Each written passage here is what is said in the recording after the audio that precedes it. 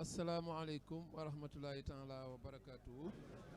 kon ñi doon topp njàng mi fii ci bisub ajjuma ji di ñaar fukki fan ci weeru koor njàng mi àgg na ni ngeen ko gisee su ko defee li ci topp mooy ñiy gunge sëriñ bi taxaw nañ muy kuréel bi nga xam ne ñoo dikkoon ngir loolu saal bi itam nit ñaa ngi waaj a génn kenn ku ci ne ñu xam ne programme suba bi tamit incha allah muy bisub samedi di ñaar fukki fan ak benn ci weeru koor dëppook 23 avril 2022 kuréel 2 bu Dakar ñoom ñoo yore njàng mi ñi nga xam ne ñoo war a gàttandu sëriñ bi gunge tamit mooy kuréel 2 bu Tëngéej ñoom ñooy ñi nga xam ne ñoo war a gàttandu sëriñ bi mooy ñi nga xam ne tamit ñooy koy gunge bu njàng mi àggee. kon lii mooy programme bi ñu leen fi andiloon tey ñuy santaat bu baax ci njàng mi nga xam ne am na solo lool waa kuréel 3 bu Dakar yoroon ko. ci njiital ki nga xam ne mooy sëñ Yuri Dieng njàng mi àgg na sëriñ bi itam mbokki boppam yi ak taalibe yi ñooy ñëw di ko siyaar ci diggante bi bu loolu àggee rek day daal di dellu këram ba suba ak jàmm incha allah.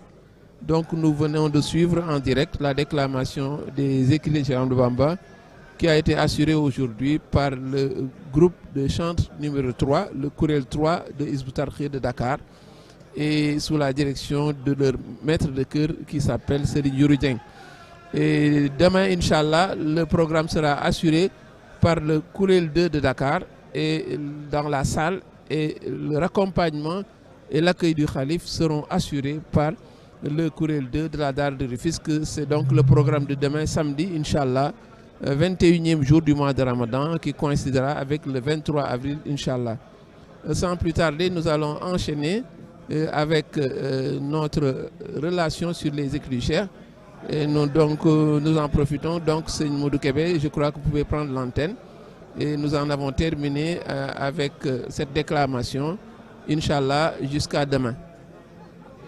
Donc, nous enchaînons sur ces relations que nous faisons chaque jour sur les écrits du vénéré Cheikh Ahmadou Bamba.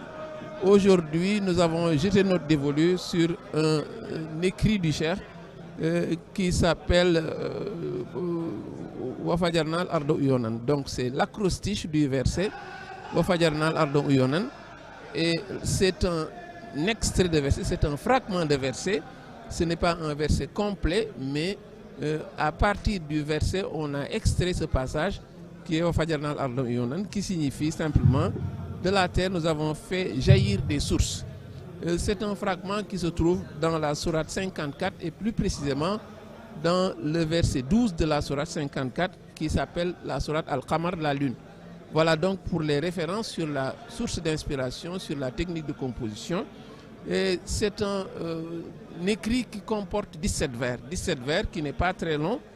Et nous l'avons remarqué, le sens du verset est très souvent en adéquation avec le contenu que le Cheikh développe dans le poème lui-même. Donc il est important de le remarquer puisqu'on parle de sources qui jaillissent, puisqu'on parle de dons de Dieu. Évidemment, si l'on y ajoute que le Seigneur a donné une injonction ferme pour que le musulman rende grâce à son Seigneur, qu'il, quant aux bienfaits qui lui ont été dévolus, mais qu'il les annonce, qu'il les proclame tout haut. Je crois que ce sont des choses conciliées qui expliquent la source d'inspiration de ce poème-là.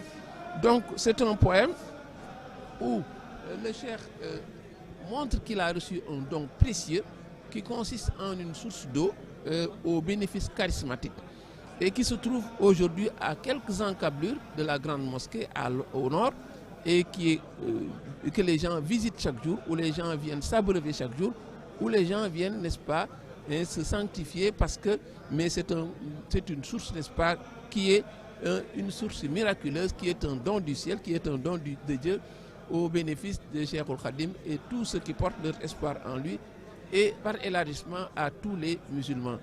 Le nom de cette source, c'est Ayn Rahma, Ayn Rahmati, certains disent, Ayn Rahma, que l'on traduit par la source de miséricorde.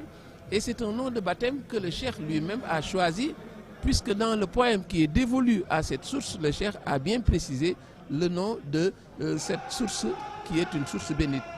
Et une fois n'est qu'à coutume, nous allons faire une sorte d'historique, parce qu'il faut dire que ce qui a pu parachever le travail au niveau de cette source, c'est sous les auspices du vénéré Cheikh Abdoul Ahad Mbacké, le troisième khalife du mouridisme, qui a fait des investissements pour que ce qui était devienne un grand puits, devienne également un château d'eau, rattaché à un château d'eau, et combiné à 28 robinets pour que l'eau soit disponible pour tous les musulmans, pour tous les disciples.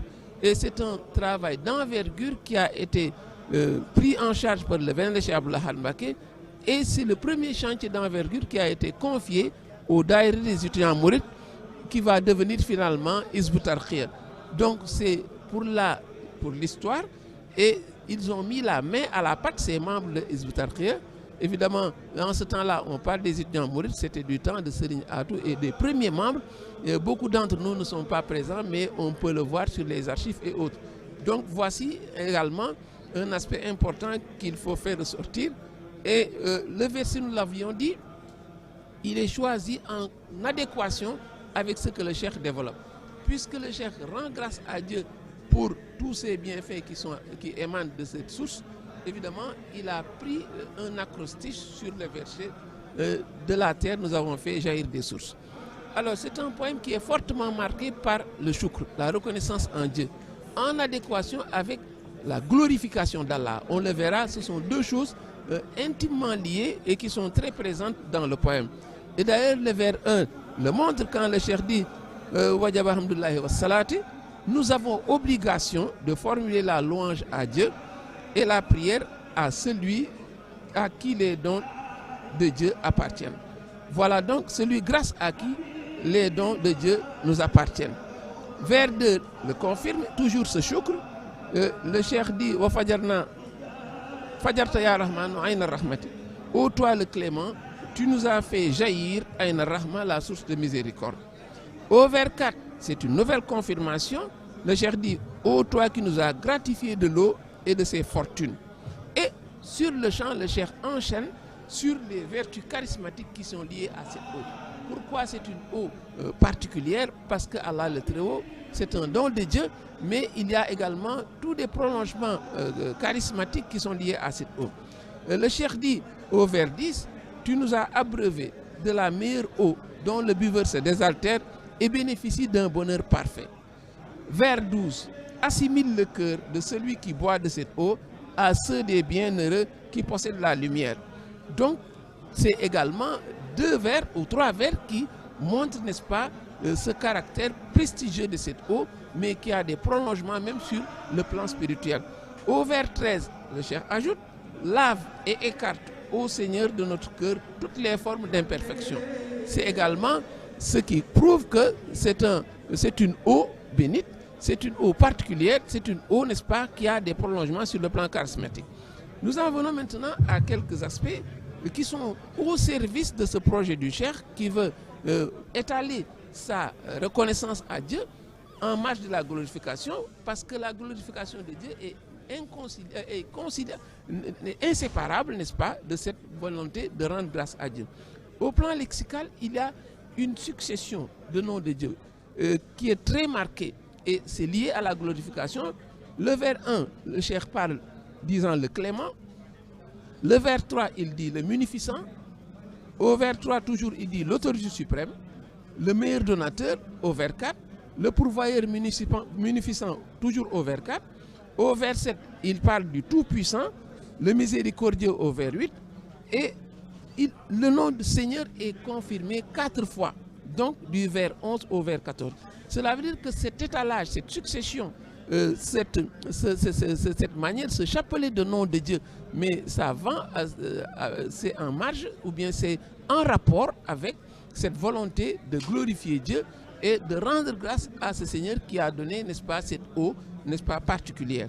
Le cheikh ainsi avec force appelle son Seigneur, et c'est presque sur chaque vers, n'est-ce pas, qu'on remarque cet usage prononcé sur le plan énonciatif de la deuxième personne. Le tu revient sans cesse dans le poème. Et quand il dit tu ou quand il dit toi par l'impératif, 16 vers sur 17 portent tous la marque de cette deuxième personne du pluriel. Ça veut dire que c'est comme si le Seigneur est interpellé sur chaque vers qui est ici présent. Le vers 16e seul, n'est-ce pas, ne comporte pas cette marque de la deuxième personne. Et là, on est sur le plan énonciatif. Mais c'est un vers qui est surchargé d'espoir quand le cheikh dit nous sommes les siens. Et à ce titre, nous avons sujet d'espérer plus que tous qu'on nous réserve le bien le plus rare. Voilà donc un aspect également important sur le plan énonciatif, c'est l'usage prononcé de cette deuxième personne, comme si le cheikh interpellait le Seigneur, appelait le Seigneur, n'est-ce pas, de manière continue. Il y a aussi l'usage de la mise en apostrophe qui est également très marqué. Deux fois au vers 3. Ya Karim, Ya Qahar, Ya Man Lahu Buhur Wallanharu. Ô toi le noble, ô toi le munificent, ô toi à qui appartiennent les océans et les fleuves.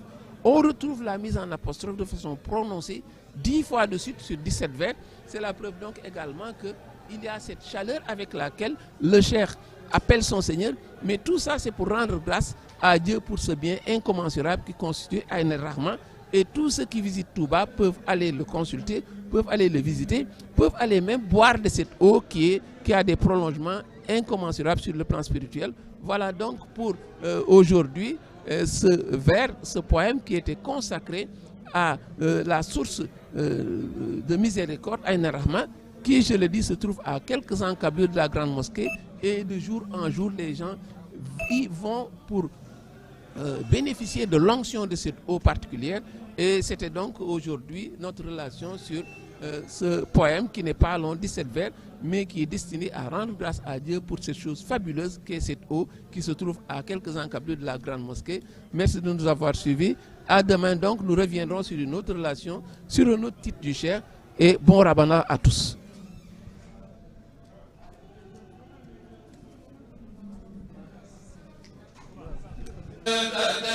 فانكر